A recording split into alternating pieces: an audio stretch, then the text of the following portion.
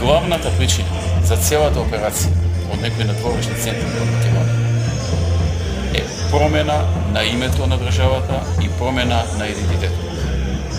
Преходно слабење на државата, носење на друга политичка гарнитура, однапред спремна тоа да го направи, и потоа крајна цел е промена на името на Република Македонија, на незиното уставно име и се разбира и на идентитетот на неја. Тоа е крајната и клучна цел за целата операција, за се она што ни се случува во преходните 2,5-3 години во Република Македонија. Секундарно е ова што сега го случаме со двојазичноста, со правење на Македонија бинационална држава.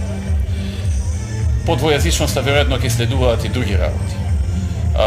Може би ќе се оди и веројатно ќе се оди кон федерализација или кантонизација и така натаму, но клучното заради кој што е започната операцијата е промената на името.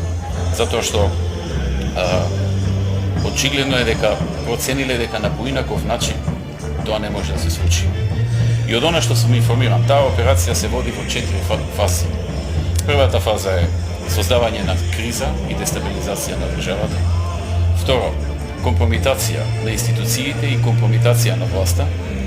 Трето, промена на власта и носење на нова. И четврто, реализација на зацртаните цели. И само народот е тој кој што може тоа да го спречи.